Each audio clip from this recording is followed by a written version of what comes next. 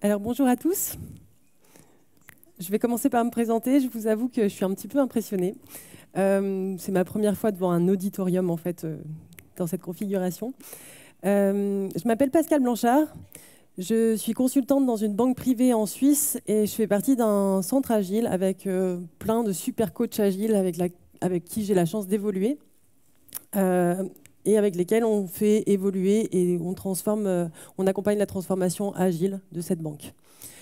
J'ai été invitée par Laurent Sarrazin, qui est notre coach organisationnel dans cette banque et dans le cadre de cette transformation agile, pour co-animer cette conférence qui est sa conférence à la base, mais qui est malheureusement au fond du lit. Donc voilà, donc j'ai su hier à 22 h à peu près que je serai toute seule. Donc vous m'excuserez un petit peu. Merci.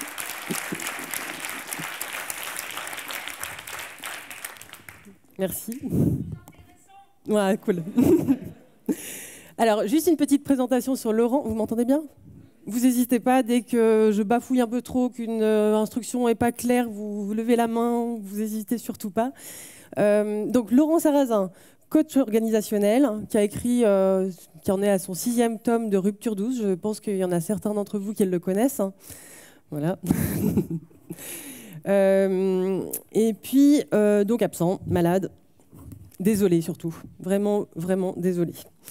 À la base, donc c'est sa conférence, et dans cette conférence, il vous explique un petit peu comment lui, il a switché, et il commence à vous amorcer un début de switch pour vous. Il vous donne des notions et des outils pour switcher de votre façon.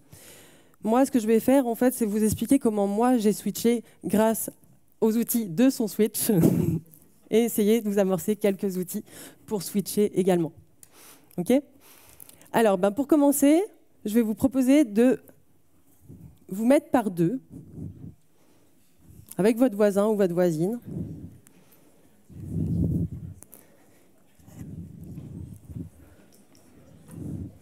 Alors restez, ouais, allez-y, rapprochez-vous. Tant que vous êtes par deux.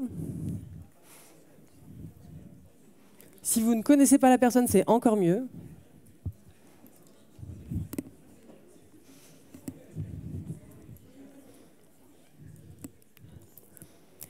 Et je vais vous proposer de prendre une belle minute pour réfléchir dans votre tête, en silence et en solo, donc sans parler à votre voisin pour l'instant, à une question épatante que vous avez posée récemment.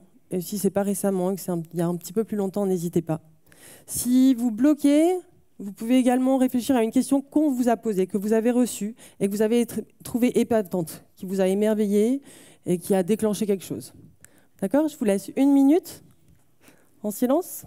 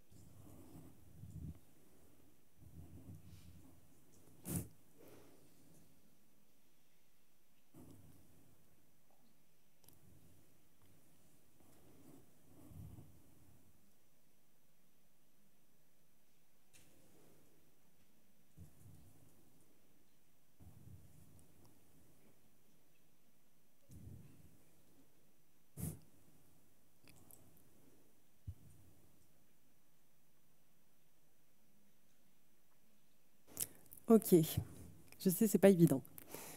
Alors maintenant, avec votre voisin ou votre voisine, je vais vous proposer qu'une des deux personnes expose sa question, donne la question, et puis la deuxième personne va partir pendant 2 minutes pour lui poser toutes les questions sur cette question pour savoir en quoi elle a été épatante. D'accord ?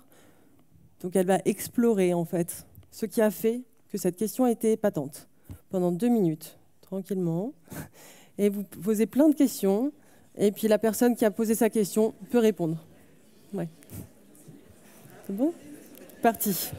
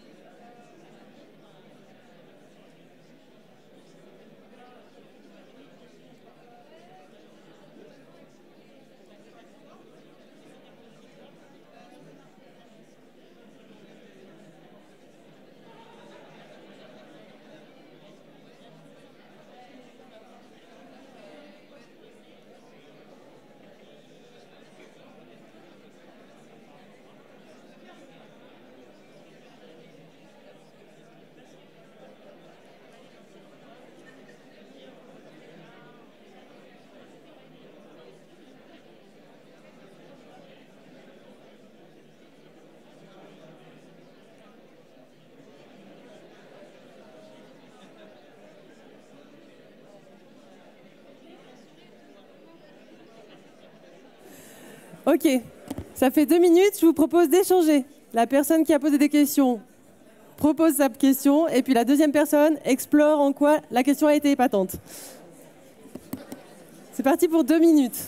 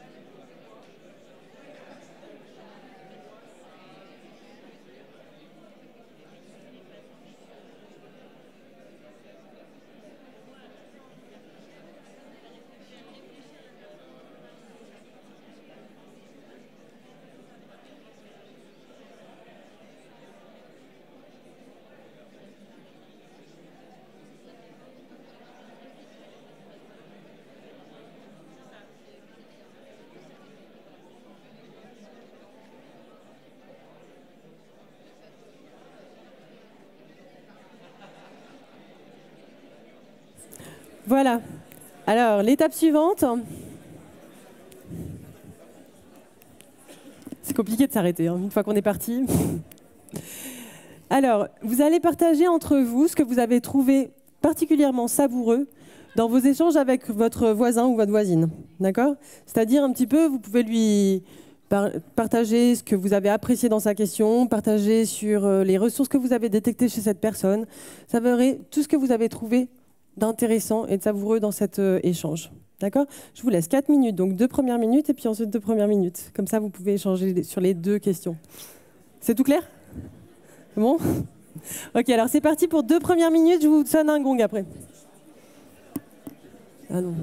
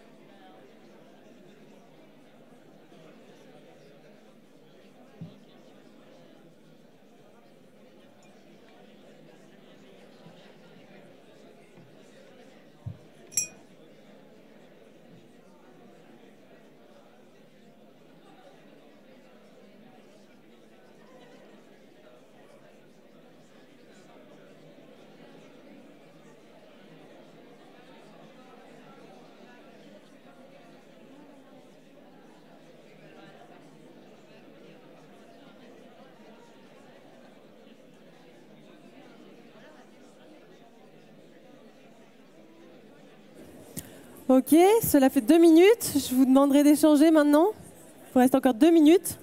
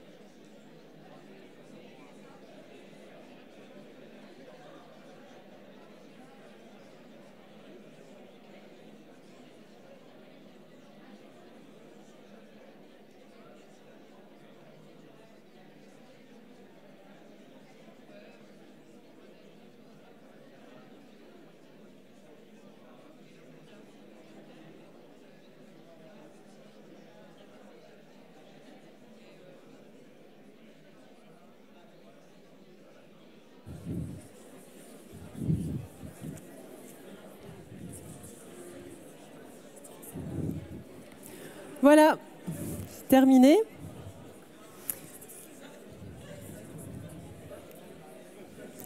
Alors, c'est cool quand ça parle comme ça. Ce que je viens de vous faire vivre, en fait, c'est le premier switch. Le premier switch, c'est-à-dire qu'en tant que coach agile, en tant que Laurent Sarrazin, en tout cas, ce qu'on souhaite surtout faire, c'est de vous donner plus la parole à vous qu'à l'orateur. Voilà.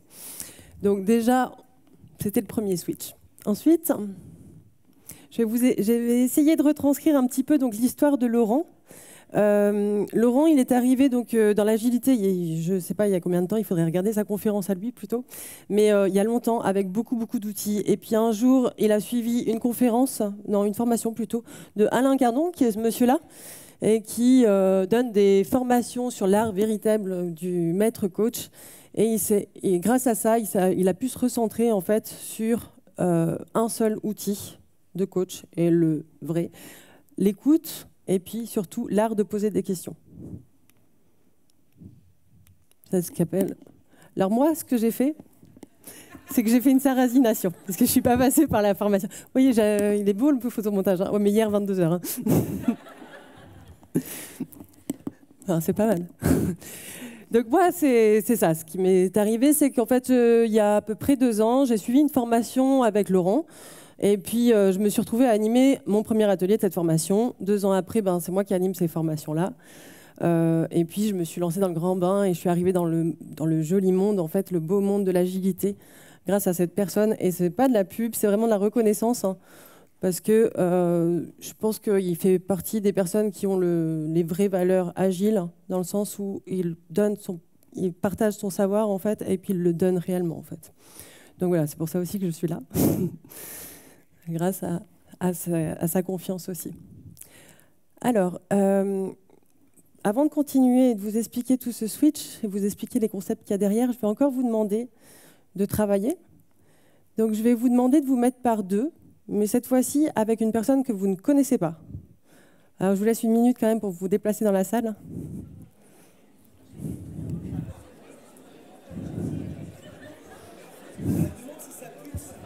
Si ça quoi?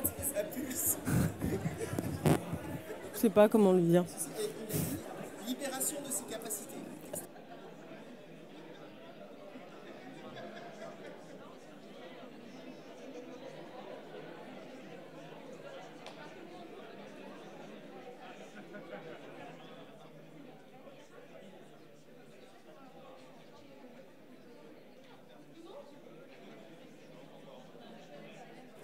C'est tout bon? Tout le monde est avec quelqu'un? Ok, alors là, je vais vous demander d'être attentif parce que c'est le moment le plus difficile de l'atelier. Vous êtes donc par 2. Je vais vous demander de décider qui va être la personne A et qui va être la personne B. C'est compliqué.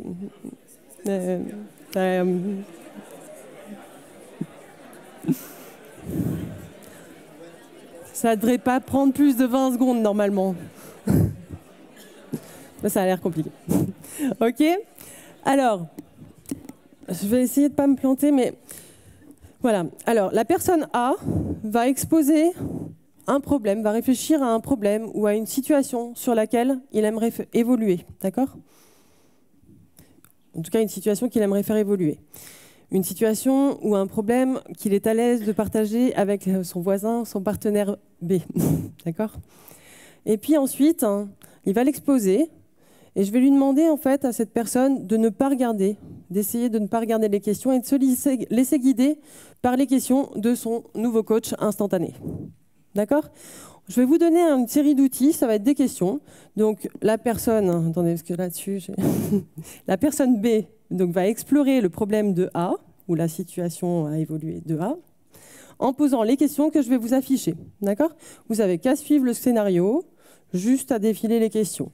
Je vais vous donner 3 minutes pour poser toutes ces questions-là. Et ensuite, je vous donnerai un autre outil, enfin d'autres questions en fait. Et puis on regardera un petit peu les contrastes entre les deux. D'accord? Donc dans la première phase, on prend 3 minutes pour explorer les questions, pour explorer le problème de A. Merci. Ok, c'est parti. Je affiche les questions.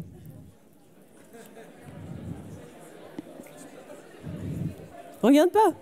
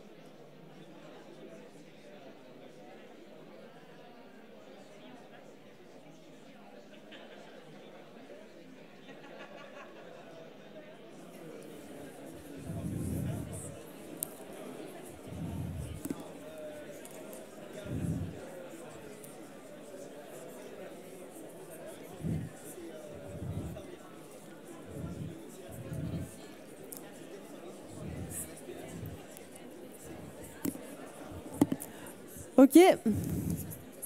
J'espère que vous avez posé à peu près toutes les questions, sinon c'est pas grave. Ce que je vais vous demander maintenant, c'est de continuer. Vous m'entendez? De continuer sur la même conversation, la même situation à faire évoluer ou le même problème, donc avec toujours les mêmes A et B, et de poser donc le nouveau jeu de questions. D'accord? C'est la deuxième série de questions. Je vous laisse encore 3 minutes et ensuite on regardera les contrastes. C'est parti. A, essaye toujours de ne pas regarder les questions et se laisse guider. Oui, toujours le même qui pose les mêmes questions. Je suis sûre que je l'ai fait exprès.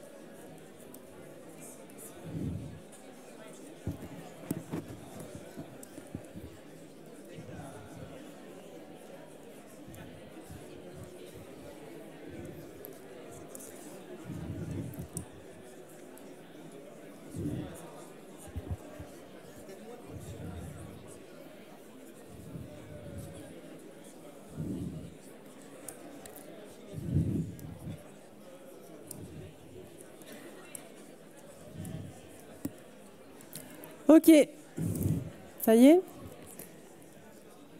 Alors, on va mettre encore un petit peu de remue-ménage. Je vais vous demander cette fois-ci de vous mettre à 4. Alors, si vous voulez vous mélanger encore, allez-y. Sinon, vous pouvez vous mettre par 2 binômes. Et puis, vous allez pouvoir débriefer un petit peu sur les contrastes que vous avez observés entre le premier jeu de questions et le second jeu de questions. Allez-y, je vous laisse vous mettre par 4 déjà.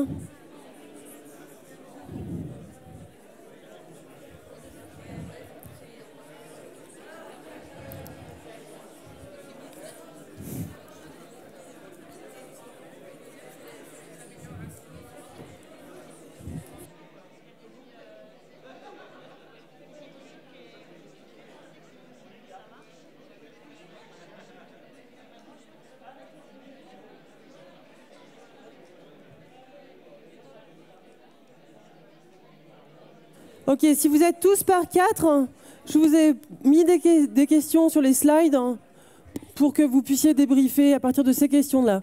D'accord? Donc, quel contraste entre ces deux formes de conversation et quelle est l'utilité de chacune de ces formes? Est-ce que vous avez une préférence? Essayez de répondre à ces 3 questions.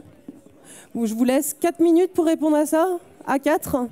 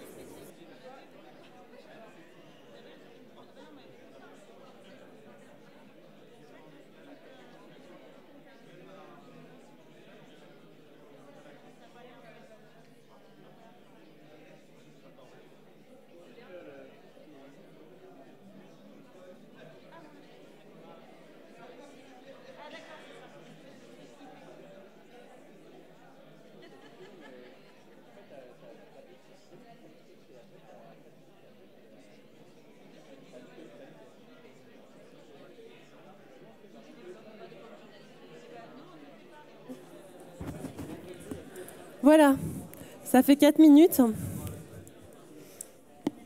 J'espère que vous avez bien atterri.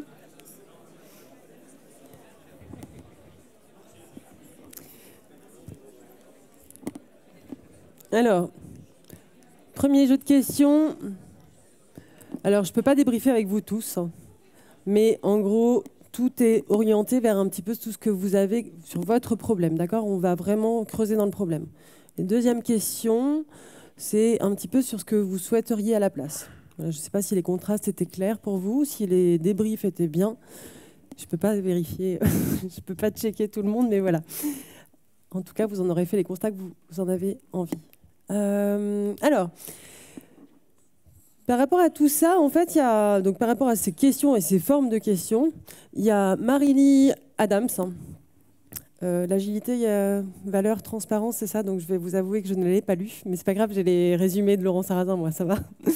Mais voilà, ce qu'elle explique, en fait, c'est un livre quand même très inspirant. Vous pouvez me faire confiance, bien sûr.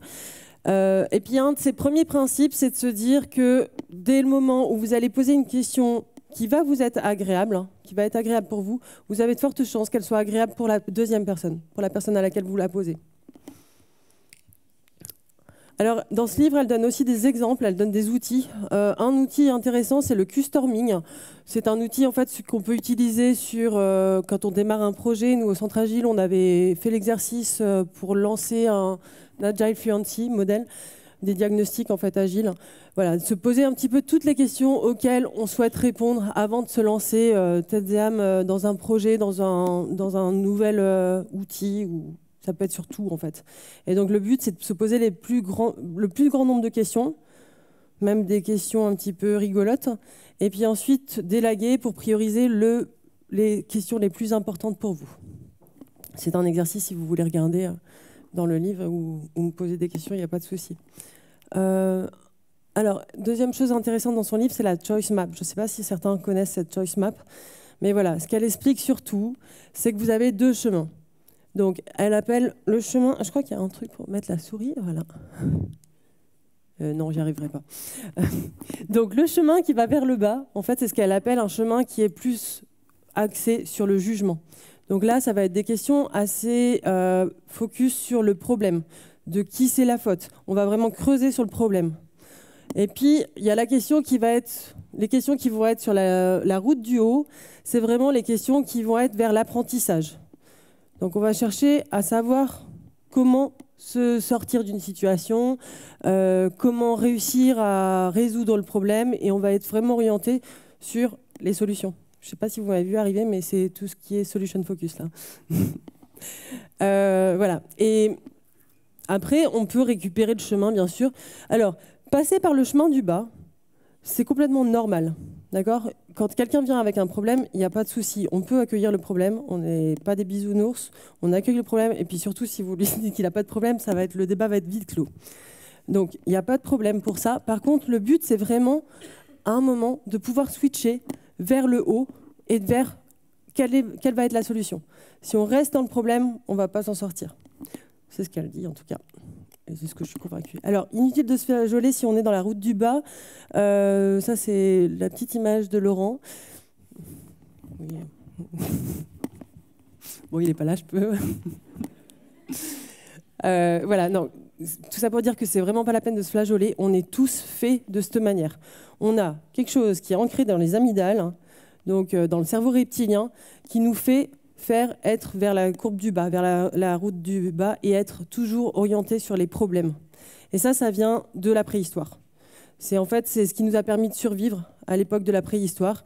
Et attention, je vais faire un nouveau slide là, n'ayez pas peur, mais voilà, les tigres, c'est assez pixelisé je crois, mais voilà, les tigres à dents de sabre n'existent plus.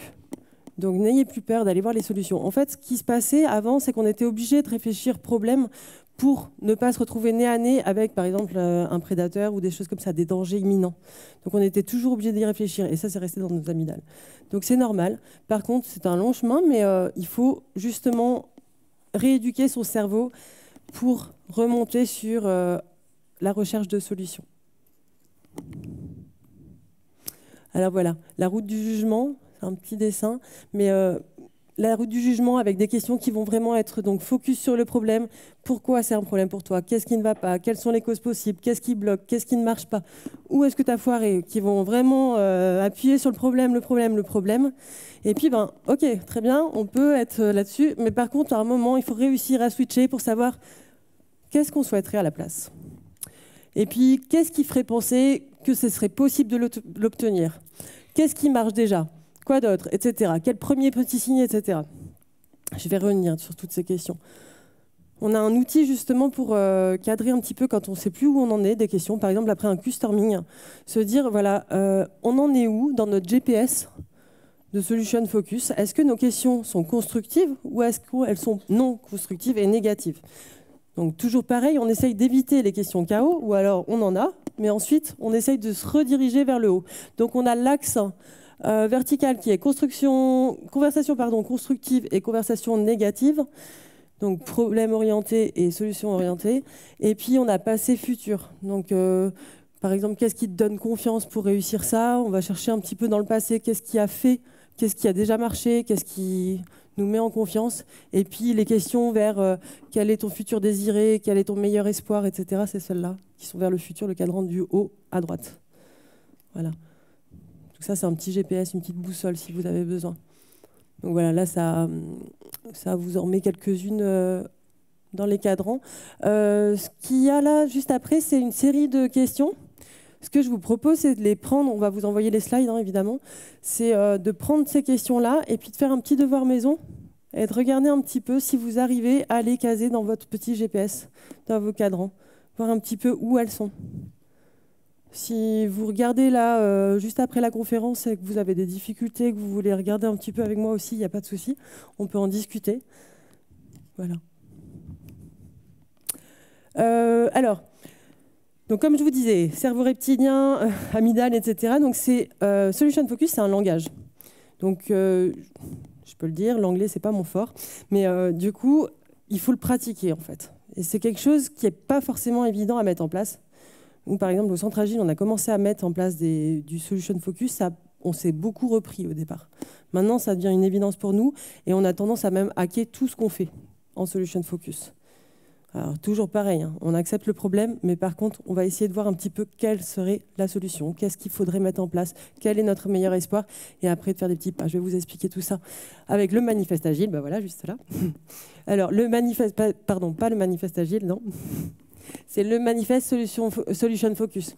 Donc déjà, on va se focuser vraiment sur ce qu'on veut. C'est le meilleur espoir, la future désirée. On va vraiment décrire cette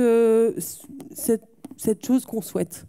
Ensuite, on va déjà apprécier ce qui existe déjà. Ça, c'est une étape qu'on fait très peu, mais qui est hyper importante. Parce que déjà, ça met en confiance pour aller plus loin. Et puis en plus de ça, on va pouvoir s'appuyer sur les choses qui vont bien pour ensuite les développer. Ça vous rappelle quelques principes peut-être. Ensuite, on va essayer d'engager des petits pas. Des petits pas plutôt que des objectifs à long terme. Par exemple, vos objectifs annuels, quand ils sont fixés en janvier, je pense, perso, moi, je ne m'en rappelle plus. Et il faut que je revoie en 15 décembre, je les revois. Et puis je dis, oups. Voilà. Donc là, le but, c'est de faire des petits pas, petit à petit, et de faire des pas concrets, en fait, qui sont réalisables et qu'on va pouvoir apprécier à chaque fois, en fait. Et voir un petit peu, s'appuyer sur ce qui fonctionne. Après, un petit pas qui n'a pas fonctionné, c'est pas grave, on peut en faire un autre. Mais on va appuyer, développer sur ce qu'on va réussir à faire et progresser de cette façon-là. Et toujours apprécier ce qu'on arrive à mettre en place. Ça, c'est le manifeste de Solution Focus.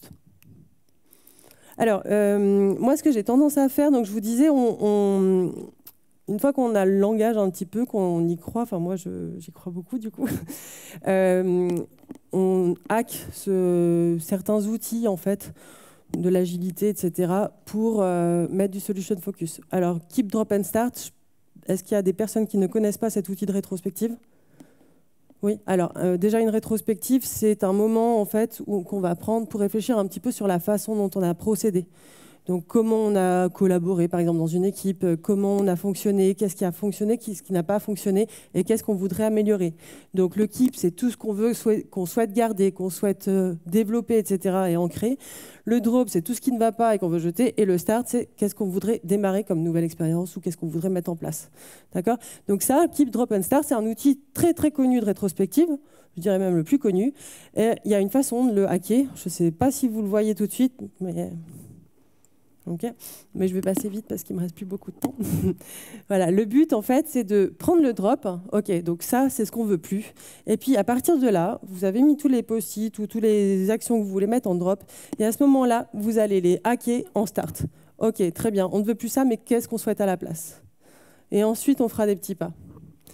Un canevas que j'avais vraiment envie de vous donner, j'ai rajouté hier soir du coup, mais voilà, c'est le canevas sur lequel moi j'ai vraiment commencé à travailler sur du solution focus. Donc le moi, en fait, ça va être la situation idéale, c'est votre futur désiré que vous allez décrire en une phrase. Ensuite, le 1 à 10, l'échelle de 1 à 10, c'est pour savoir un petit peu où vous en êtes actuellement. Donc le futur désiré étant 10, le 1 étant la situation inverse, vous n'avez rien. Et puis ensuite, à côté du 1 à 10, on va réfléchir à tout ce qui existe déjà, de façon à vraiment ancrer et de s'appuyer là-dessus. Généralement, on monte un petit peu sur l'échelle à ce moment-là. Plus 1, c'est des différences. Et puis les petits pas, les empreintes, là, c'est les petits pas. OK, qu'est-ce qu'on va pouvoir mettre en place de façon concrète, rapidement. Je vous enverrai dans les slides, en fait, il y a toutes les explications de ces 4 cadrans, de tous les cadrans du Canva. Voilà, j'avais envie de vous les placer aussi. Solution Focus, pour moi, c'est l'outil parfait aussi pour faire du reflect, réfléchir. Vous connaissez le cadran Heart of Agile, je ne sais pas si vous l'avez vu dans plusieurs conférences avant, mais en tout cas, c'est le Heart of Agile, c'est la boussole sur laquelle nous, on s'appuie. C'est de se dire que l'agilité, finalement, c'est 4 dimensions, et uniquement ça. Et c'est de délivrer, toujours, en collaborant. Et puis, avec cette boucle, en fait, de réfléchir sur comment on a délivré et puis comment on peut s'améliorer. Donc voilà, donc ça, c'est vraiment Solution Focus. Moi, j'en fais des canevas pour après faire des backlogs d'actions, etc. Et puis, on lance des communautés de pratique, on lance des projets comme ça. On fait beaucoup de choses avec ce canevas-là, juste. Voilà, et puis le message de base, c'est construisez sur vos forces. OK ? Alors, il ne me reste plus assez de temps.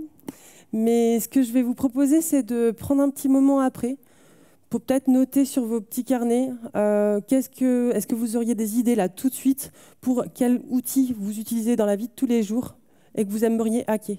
Moi, dans la vie de tous les jours, je l'utilise aussi à la maison avec ma fille, voilà, qui est très mauvaise joueuse à la base, donc elle l'est un petit peu moins maintenant. Voilà, c'est relié aussi à l'appreciative inquiry. Je ne sais pas si vous connaissez, vous en avez entendu parler. L'année dernière, il y avait une conférence là-dessus. Et moi, j'ai beaucoup appris de cet homme qui nous a fait la conférence. Puis il nous disait, mais quand votre enfant rentre de l'école avec une bonne et une mauvaise note, vous lui posez quoi comme question? C'était, on lui pose, pourquoi tu as eu une mauvaise note? Et bien, inverser la situation, alors c'est pas de moi, hein, mais voilà, poser la question, mais pourquoi tu as eu une bonne note? Alors moi, je l'ai fait avec ma fille de 7 ans. À l'époque, elle en avait 6. Je lui ai demandé, mais pourquoi tu as des bonnes notes en dictée? Pourquoi tu as eu une bonne note? Elle m'a regardée, elle m'a dit, mais qu'est-ce qu'elle me dit, ma mère? Du haut de ses 7 ans, je sais pas, au hasard, hein, pour répondre quelque chose, quoi. Et puis le soir, après, en plus, on était pressés. Enfin bon, bref, c'était pas le bon moment. Et puis le soir, en fait, en ayant fait sa dictée, donc tout juste, hein, parce qu'elle fait toujours tout juste quand même. Elle m'a expliqué en fait que quand elle avait un doute, elle se rappelait comment elle l'écrivait. Alors moi, je savais qu'elle avait une mémoire visuelle, mais je l'avais déjà vue. Mais ce que je veux dire, c'est que elle a pu s'en rendre compte. Et puis du coup, elle peut le remettre en place. Voilà. Laurent aussi, il a une autre anecdote. Et puis j'ai un autre collègue de boulot qui a fait pareil. Son fils est rentré de l'école avec un 6 sur 20. Donc sa femme était catastrophée. Et puis lui, il est arrivé en disant, mais pourquoi tu as déjà eu 6? Et qu'est-ce qui fait que tu as déjà eu 6? Et après, qu'est-ce que ça serait un petit objectif, un petit pas? Et puis voilà. Donc forcément, au début, les ados, les enfants ne comprennent pas bien.